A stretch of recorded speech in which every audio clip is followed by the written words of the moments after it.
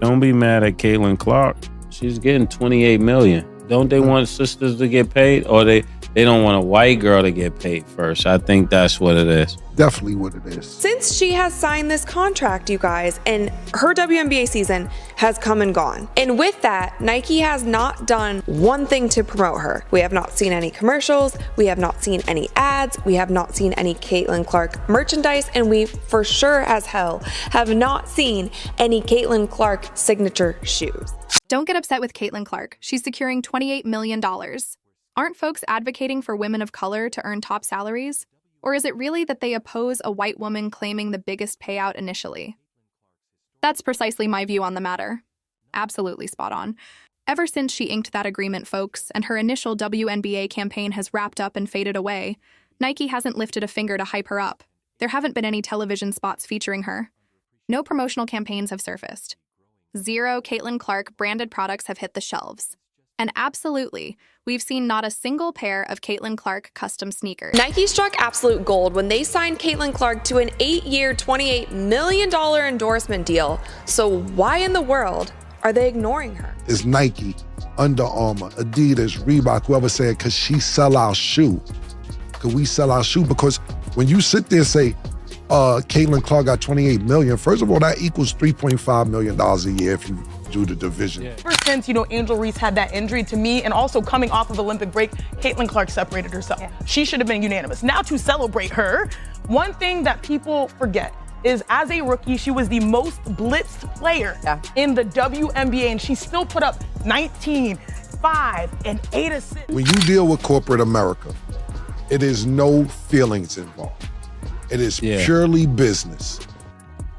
And a lot of people get emotional over race, over how good you are, over if this person's a better basketball player, football player, rapper, singer, whatever. It is all about business for corporations in corporate America. And it's all about, can you sell their product? Another factor that often ignites debates in the realm of athletics, where talent and hard work pave the way for sponsorships. The entire WNBA landscape and broader hoops scene have lately been jolted by Caitlin Clark's groundbreaking pact with Adidas. Yet not all reactions are positive, even as this rising star basks in her sudden spotlight. Whispers suggest that a pair of WNBA legends, Sheryl Swoopes and A'ja Wilson, might be sensing some neglect. Is envy brewing within the ranks of women's hoops? Or could this simply mark an era where emerging stars compete fiercely for the limelight? Clark's tie-up with Adidas went beyond a standard promo gig. It represented a pivotal moment for female sports.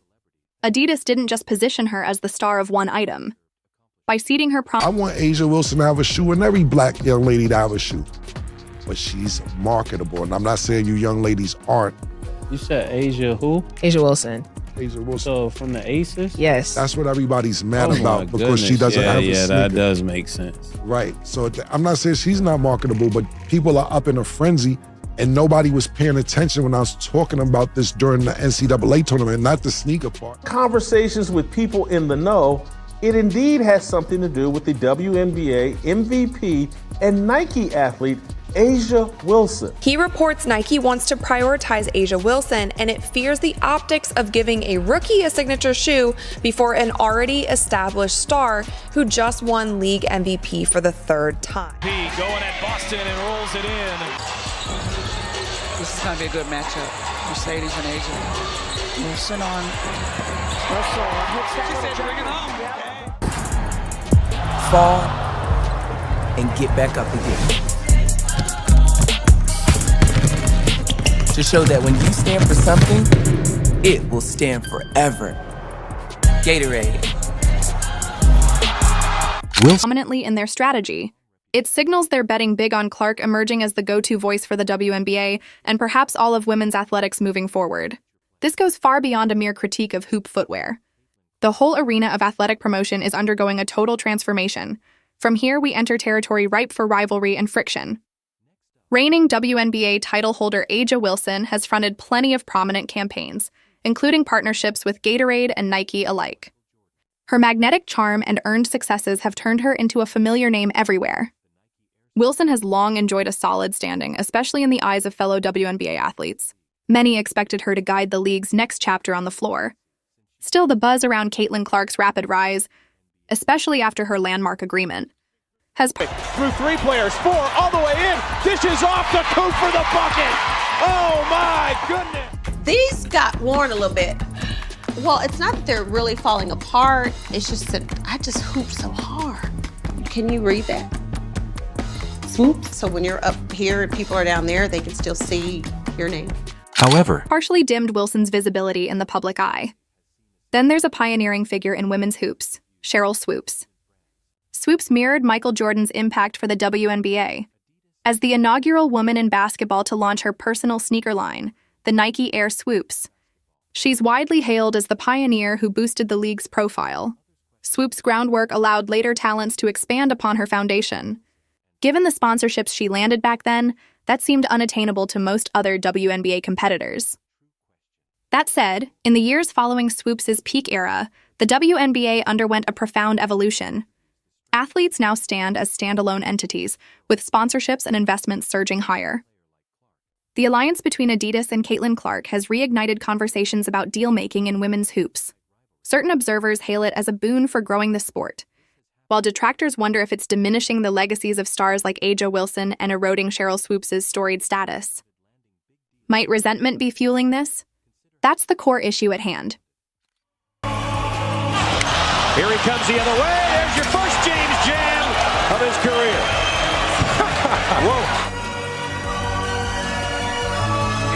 Should your scenario take place, Jason, and it steadily declines, I wonder, this actually needs to be studied. What other sports league has diminishing ratings as you get closer to the championship?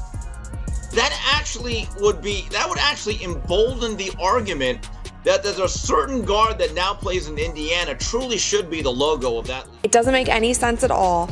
And playing the politics where, oh, we need to release A'ja's shoe first. Well, no, it's not Caitlin's fault that you haven't done anything for A'ja yet. And maybe think about, why haven't you released something for A'ja yet? Is it because you're not sure how it will sell? And if that's the truth, like, that's just business. Why are we coddling these women? You wouldn't see this on the men's side. If a brand thinks they're gonna sell shoes with a player, they're gonna release some stuff. They're not gonna be like, oh, well, so-and-so has been playing in the league a little bit longer, so I'm gonna make sure I get theirs out first, then we'll push Caitlin's 2 seasons. They're saying now that we might not get a signature shoe from Caitlin until 2026 or 2027. What? Even though A'ja Wilson consistently projects poise and grace, she's openly discussed in chats the pressure of staying in the spotlight amid today's sponsorship-saturated landscape. It's hardly a stretch to imagine that a rookie like Clark, not yet at her WNBA zenith, snagging such a massive deal could spark some competition. Remember, similar dynamics have played out in the men's game plenty of times. Think back to when fresh faces, like Zion Williamson and Jay Morant, jumped straight into lucrative packs right from the start. Veterans. Let's talk about regular season viewership, not draft viewership. Regular season viewership, it grew by 20% in 2023. It's grown by 180% now, which means it would take another 5 or 6 years to do what Caitlin Clark has done. It was really great to partner with Shoot Away and be able to give a machine back to Dowling. This is a place that's very special to me, very special to my family. The gun is really easy to use, and that's what I love about it. You only need one person to come in and get a lot of shots up. You can assemble it by yourself, raise it up by yourself. You can go in, get your shots up in a quick amount of time and really get better at your game. And didn't always take it lightly. So what does this all portend for the WNBA ahead?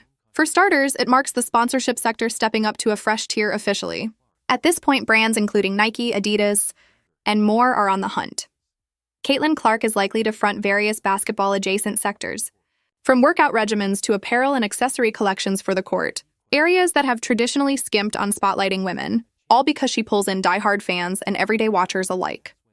Speaker 2 time to dive into standard season audiences, skipping the draft hype. Everyday game watchers rose 20% back in 2023. Now they've spiked 180%, implying it'd require another half-decade or so to match Caitlin Clark's single-handed surge. And legends like Sheryl Swoopes. While it might strike as slighting to their foundational roles when a newcomer grabs all the headlines, talents akin to Clark are gaining props for reeling in fresher, broader crowds.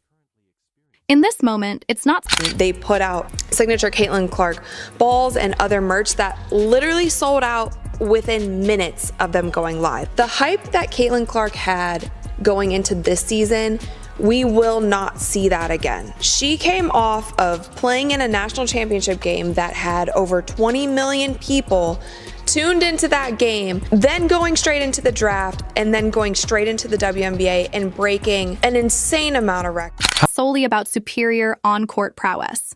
The real crux lies in who most effectively taps into the prevailing cultural pulse. Clark Caitlin. Such a pivot in priorities is unavoidable. And right there, feelings of being sidelined might bubble up. We've witnessed this cycle in men's hoops time and again. Rising challengers eclipse veteran luminaries, sparking pricier contracts and tensions, whether it's pre-draft breakdowns crowning rookies as saviors or highlight reels showcasing Zion Williamson's explosive entry. Narratives flip fast. The WNBA finds itself in identical waters right now. Another captivating layer in this saga is how these sponsorships shape views of the WNBA at large. Gatorade's legal? I mean, they pay me. They Pepsi. It's a Pepsi product. I can drink this one. Pepsi. Pepsi. What? They a Pepsi product. Pay my bills. Michael, since we handed off in the middle of your question, why don't you ask your question again to these ladies? I have no issues with Caitlin. Her breaking the record, I think obviously is a tremendous accomplishment. Although, we could get into that discussion also. Come on, if you're racist and you know it, clap your hands. Because there's a big debate on Lynette Woodard having the actual record. As hoops enthusiasts place bets on matchups or join fantasy leagues, eyes lock onto the athletes hogging the buzz. Right now, that's Caitlin Clark. But will that hold steady? Or might Aja Wilson rally to reclaim her spot as the circuit's chief ambassador? Plus, in an age so fueled by sponsorship narratives, what's the plan to safeguard Cheryl Swoops' enduring mark? The fundamental wonder is if these figures can coexist in the promo space, or whether Clark's dominance will breed friction with her elders and peers. In the end, Clark's Adidas link-up amounts to a bold investment, and forecasting its revenue trajectory remains anyone's guess. Come next campaign, a will reap rewards by aligning tactics shrewdly with Caitlin Clark.